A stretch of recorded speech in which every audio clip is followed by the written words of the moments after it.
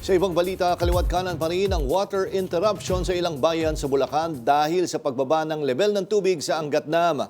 Sa kabila yan ng sunod-sunod na mga pag-ulan. Live mula sa San Jose del Monte, Bulacan, may umaarangkadang balita si JM Pineda. JM. Alam mo, Jake, itong mga nakarang araw, talaga namang malalakas na ulan yung naranasan natin dito sa San Jose del Monte, Bulacan. Sa mga karatig pa nitong mga lugar, especially sa NCR, binaha pa nga yung ilang lugar. Pero dito nga sa Bulacan, blessings yan dahil kahit papano, umangat yung level ng tubig ng Angat Dam ng halos higit 3 metro. Pero kahit na ganon, ay mababa pa rin o nasa critical level pa rin ang Angat Dam. At ang epekto nga nito, perwisyo dito sa mga sineserbisyohan ng ilang mga water services dito sa Bulacan at sa NCR. Yan, yung mga putik na yan. Sa video na pinost online ni Dihanyo Timbol Daboy, kita na ang paglitaw ng mga putik sa gilid ng Angat Dam. Bitak-bitak at tuyo na ang itsura nito. Dulot pa rin ng tindi ng init. Tanaw rin ang pagbaba ng tubig sa malayuan.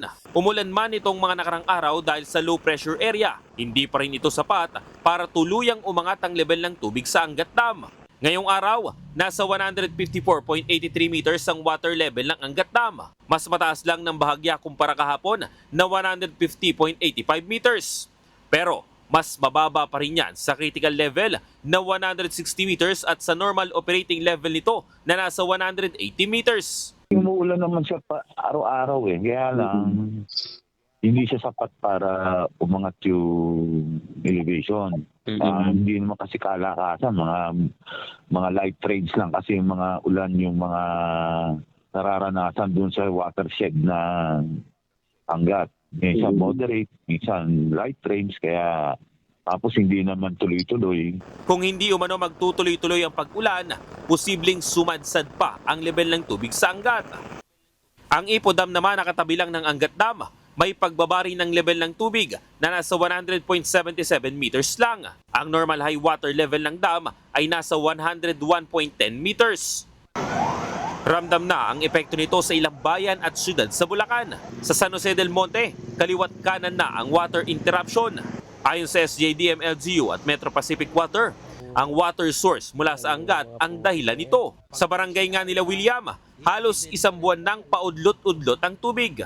Kaya ang nangyayari, dahil kami mga senior na, bumili sana kami na automatic washing machine, hindi na namin magamit for 2 months. Ang aming heater, pag mag-CR ka, iigibin mo rin, dadalhin mo sa loob. Mahirapan. Ito, katunayan, nadapa na ako. Iigib. Yan, nagkadasugat-sugat na ako. Kahit ang mga negosyo, umaaray na rin sa epekto ng krisis sa tubig. Mahirap, sir. Tsaka napipiliin din yung mga galon namin. Nagagalit pa ibang customer dahil wala nga kami may deliver na tubig. Stop talaga kami, uwi na lang kami. Sabi ng lokal na pamahalaan, may mga rasyon ng tubig sa mga barangay pero nakaschedule ito. Isa pa umano sa mga solusyon na nakita nila ay ang mga deep well o balon sa iba't ibang parte ng lungsod. Binuksan natin kasi dati naman walang water district. Okay. Ang source ng tubig ng San Jose del Monte ay deep well, balon.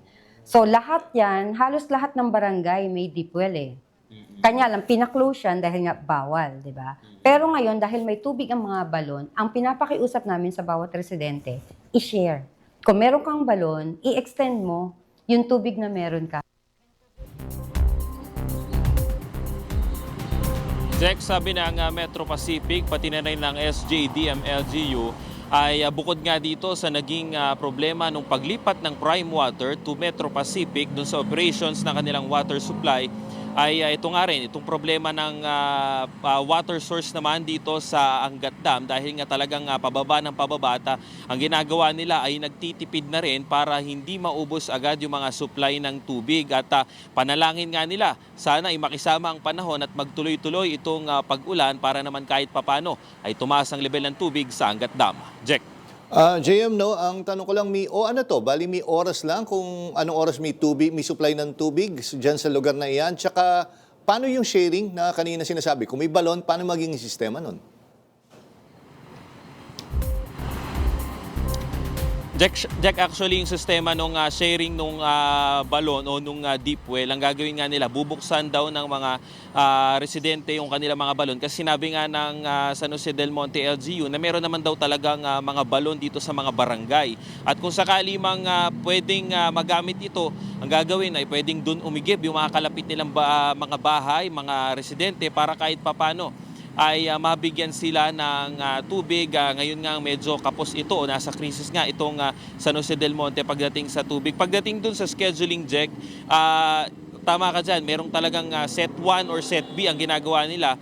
Kunyari, itong lugar ng barangay Kaypian ay walang tubig ngayon, bukas naman ay magkakaroon sila. So ganun ang scheduling na ginagawa nila. Ganun din sa pag-arasyon. Kung wala kang tubig ngayong araw na to, doon pupunta yung yung mga barangay para irasyonan ng tubig itong mga residente. Kung meron kang tubig, walang rasyon na darating sa iyong araw ngayon, Jack. Okay, sige. Maraming salamat, JM Pineda.